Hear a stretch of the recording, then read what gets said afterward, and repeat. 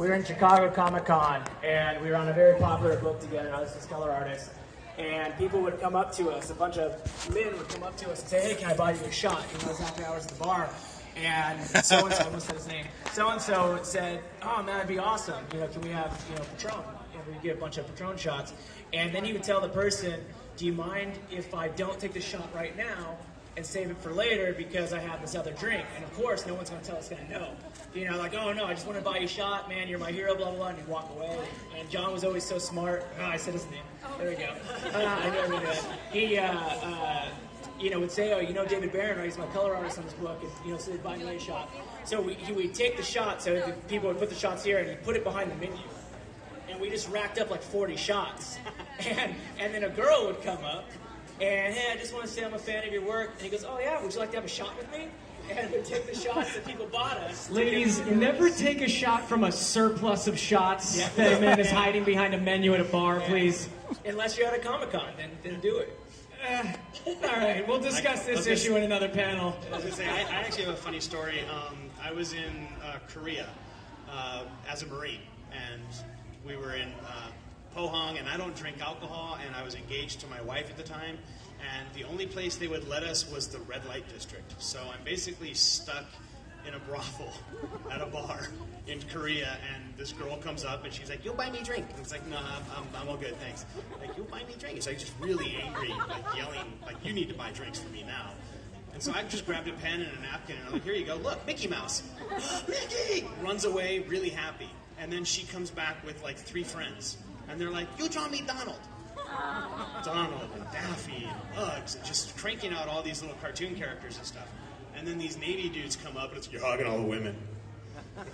And a big bar fight actually breaks out over sketches from a guy who does not want the women. I don't want the beer. I don't want the watered down booze. Did you win? Oh, yes. You won against all the Marines in the bar. No, I was the Marine. Well, amongst all the patrons of the thing you were at. It was Marine. Right. It was Force Recon versus drunken sailors. All right. Guess now who you know won? what to do with a drunken sailor. Throw them in the back of a Hummer before the MPs show up. How about you, Jeff? I did. What exactly was the question? You ever use your art for the persuasion of? Yes, I did actually illustrate my wife's favorite book that didn't. The copy she had didn't have an illustration, so I illustrated for her. Ladies and gentlemen, It seemed to work. He illustrated his. No, that was before you were married. That was before we were married. He illustrated his soon-to-be fiance's work. I hope it wasn't and, Twilight. Sealed the deal. What do you think about that? Everybody wants to be an artist now. There was this really brilliant scientist. Her name was Jane Foster. And, she fell in love with my art. She liked this guy named Thor, but she liked my work more. And so, she said she'd break it off with the guy and, called me last night. Because he's a chump. He doesn't spend enough time with her. And he's like, I'll be back later. So, yeah. So, Jane Foster and Natalie Portman, we're married. Nailed it. That's how you answer questions, ladies and gentlemen. All right. So, I want to ask a question, and I want to veer it away from the sentimental. There's a lot of young artists out there who are inspired to draw and to create.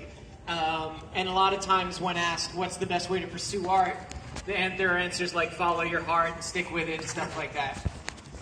For artists who are looking to come up and make a living in the art world, what do you feel is the most gainful pursuit as far as digital coloring, or whether you think it's penciling, whether you think it's painting?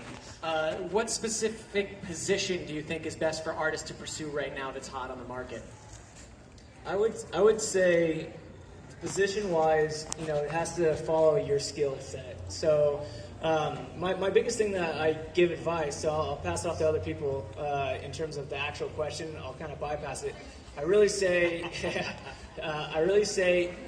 follow your dreams, which is so true. I knew this was going to happen. But follow them smartly. So if you are not skilled, go get skills. Like, go to school, go on YouTube, go learn. Because if you're not going to learn, you're not going to get better. And then